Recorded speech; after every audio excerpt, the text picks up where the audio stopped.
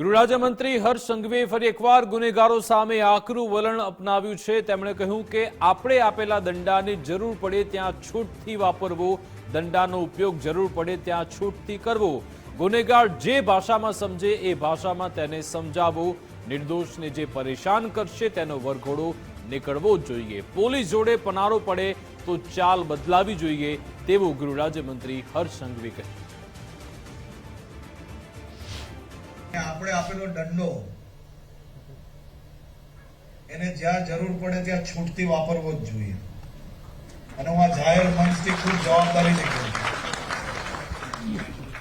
જે ગુનેગાર જે ભાષા સમજતો હોય, જે ગુનેગારને જે ભાષા આવડતી હોય એ ભાષાથી સમજાવી શકે એને જ પોલીસ કહેવાય।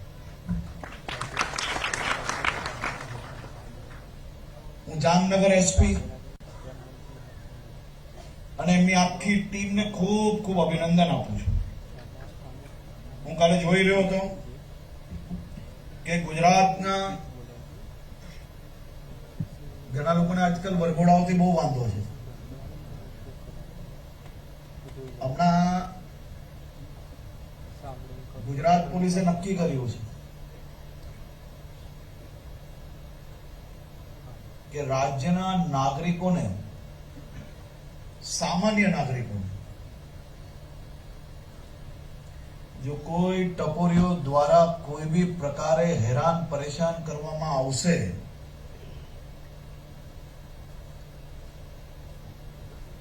एना वरघोड़ा तो जरूर थी निकलशे।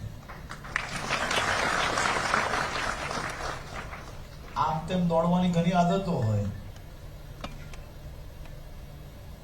परंतु पुलिस जोड़े पालो पड़े तो चालवानी तकलीफ पड़वी ज जोईए।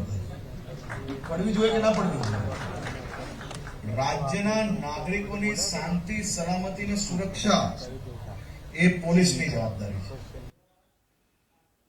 ગૃહ રાજ્યમંત્રી હર્ષ સંઘવીએ જામનગર પોલીસની કામગીરીને બિરદાવી હતી। તેમણે જામનગર એસપી અને આખી ટીમને અભિનંદન આપ્યા। તેમણે કહ્યું, જામનગરનો હુસેન શેખ બળાત્કાર અને ડ્રગ્સ કેસનો આરોપી હુસેન શેખે રાજ્ય સરકારની 11 વીઘા જમીન પર ફાર્મ હાઉસ બનાવ્યું હતું। ફાર્મ હાઉસ પર જામનગર પોલીસે બુલડોઝર ફેરવી બહેનોને ન્યાય અપાવ્યો છે। તમારા હકની જગ્યા પર જે કબજો કરશે તેનો સૌથી મોટો દુશ્મન હું છું તેવું હર્ષ સંઘવીએ કહ્યું।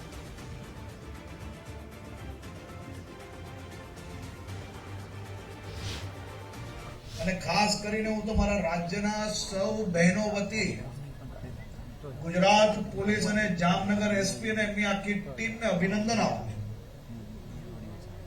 જામનગર જિલ્લાના હુસેન શેખ કરીને બળાત્કાર અને ડ્રગ્સના કેસનો આરોપી રાજ્ય સરકારની 11 વીઘા જગ્યા પર પોતાનું મોટું આલિશાન ફાર્મ હાઉસ બનાવેલું।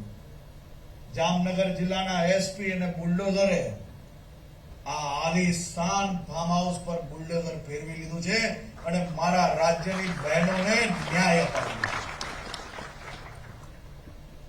કોઈ ગુનેગાર રાજ્ય સરકારની જમીનો ઉપર જે તમારા જેવા સામાન્ય નાગરિકોને, જે તમારા જેવા રાત દિવસ મહેનત કરીને કમાણી કરીને પોતાનું ઘર ચલાવતા અમારી બહેનો आप सौनी व्यवस्थाओं माटे, आप सौना हितमां जे जग्या आरक्षित राखी होय, जेमां स्कूलो होस्पिटलो बनाववानी होय, आवा લુખ્ખા ટપોરીઓ ગુનેગારો જો તમારા હકની જગ્યા પર કબજો કરશે તો એનો સૌથી મોટો દુશ્મન હું છું।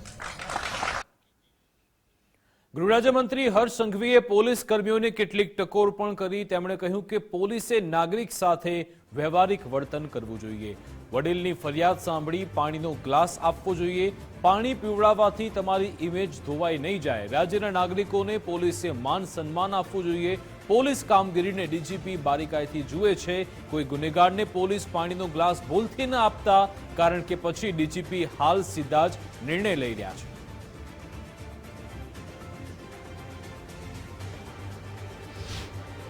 હું હંમેશા એમ કહેતો હોઉં છું કે સામાન્ય નાગરિક જો પોલીસ સ્ટેશનમાં આવે અને કોઈ પોલીસના જવાન જો વડીલને ખુરશી પર બેસાડીને ખભે હાથ મૂકીને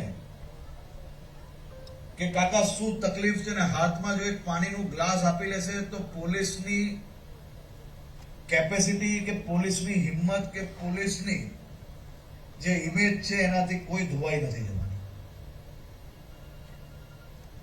સામાન્ય નાગરિકને પોલીસ દ્વારા ખૂબ જ વ્યવહારિક રીતે વર્તન કરવું જોઈએ અને મને વિશ્વાસ છે કે ડીજીપી શ્રી વિકાસ સહાયજી જે પ્રકારે પ્રયાસ કરે છે અને આ બાબતે રાજ્યભરમાં રાજ્ય સરકાર દ્વારા પોલીસ વિભાગ થકી એક નંબર જાહેર કરવામાં આવ્યો છે અને મને અંદાજો બી છે અને અમે ઘણી વાર હું એમની જોડે ચર્ચા થતી હોય ત્યારે જોતો હોઉં છું કે દર અઠવાડિયે એ નંબર પર કેટલા લોકોનો કોલ આવ્યો અને એની ઉપર પોલીસ નીચે શું કામગીરી કરી રહી છે. ખૂબ જ બારીકાઈથી ડીજીપી પોતે આ વિષયને જોતા હોય ત્યારે મને વિશ્વાસ છે કે જરૂરથી આ વિષયમાં બી આવનારા દિવસોની અંદર બદલાવ આવશે. સાથે સાથે કોઈ ગુનેગાર પોલીસ સ્ટેશન આવે ને તો એને પાણીનું ગ્લાસ ભૂલથી ના મળે ને એની ચિંતા કરજો. મારા રાજ્યના સામાન્ય નાગરિકને માન અને સન્માન મળે એ આપણી સૌની જવાબદારી છે, પરંતુ કોઈ ગુનેગાર પોલીસ સ્ટેશનમાં આવે ને મહેમાન જેવી પરિસ્થિતિ ડીજીપી સાહેબ સુધી ના પહોંચે એટલી ચિંતા કરજો, કારણ કે આજકાલ તો એ સીધા નિર્ણયો લે છે.